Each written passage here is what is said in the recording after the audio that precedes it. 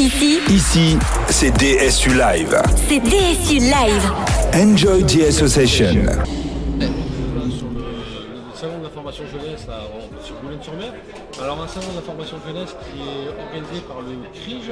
Et justement pour parler de ce que c'est que le CRIJ, on reçoit Violaine Collard. Bonjour Violaine. Bonjour. Et avec moi il y aura Maxime. Bonjour. Alors on est en direct depuis le stade de la Libération dans les chapiteaux juste derrière en fin de compte les tribunes, donc pas hésiter à venir nous rencontrer. Alors Violaine, ma première question, ce sera le CRIJ, alors c'est le CRIJ Hauts-de-France maintenant. Hein. Tout à fait. Alors le CRIJ, déjà ce que ça veut dire, et expliquer vraiment en quelques mots ce que c'est, parce que voilà, vous êtes présent, il y a plein de partenaires, mais pourquoi c'est le CRIJ qui organise ça? C'est quoi la vocation du CRIJ? C'est quoi les missions du CRIJ en tout cas?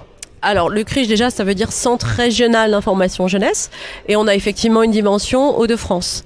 Et la mission du CRIJ depuis plus de 40 ans c'est d'informer des jeunes, des parents, des professionnels, des étudiants, des apprentis, mais aussi, principalement ce public-là, sur toutes les thématiques qui touchent les jeunes. Alors on va évoquer les études, les métiers, la recherche d'un job à un moment de leur vie, la recherche d'un logement, la vie pratique, la santé, de plus en plus la mobilité internationale, l'engagement également, les initiatives. Donc notre mission, nous sommes situés sur Lille, nous avons notre siège à Lille, nous avons un site internet et une base de données sur toutes ces thématiques et on édite régulièrement des guides pratiques sur ces différentes thématiques et on essaye régulièrement d'organiser aussi des événements qui permettent donc de valoriser l'engagement, des job dating pour les jeunes qui cherchent un job d'été, voilà, c'est très très varié. On parle du niveau régional, mais il y a un mot, un sigle que beaucoup de jeunes entendent plus, c'est PIGE.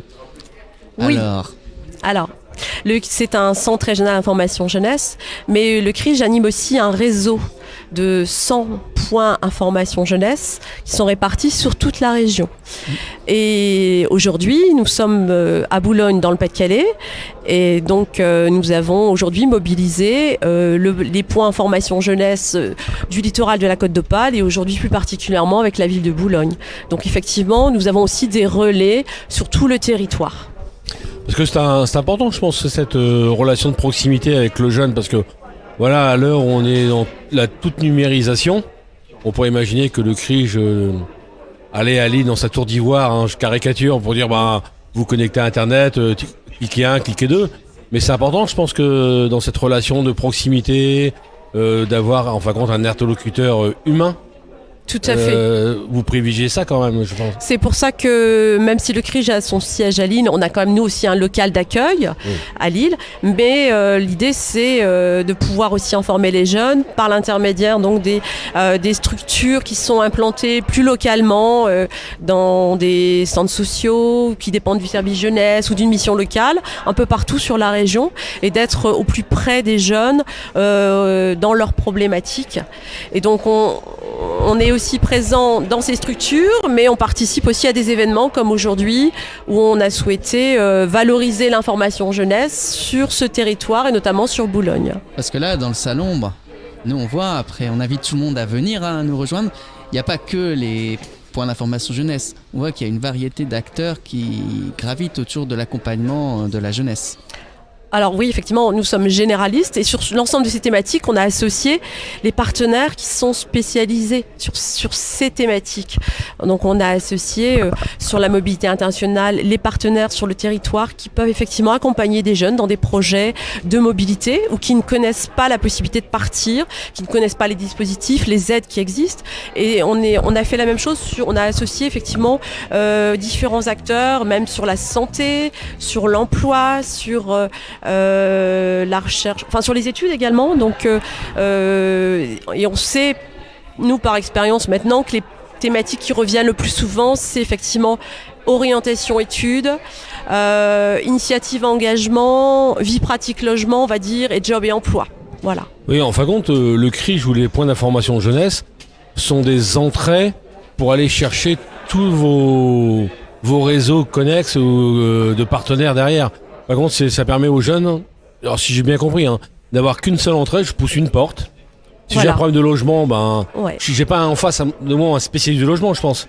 Non. Vous avez un généraliste, un spécialiste. On est généraliste. Voilà, on va dire, on dit souvent qu'on est des médecins généralistes et on va renvoyer vers le spécialiste. Donc sur la thématique du logement, on édite par exemple un petit guide pratique qui reprend toutes les adresses utiles et les nombreux partenaires.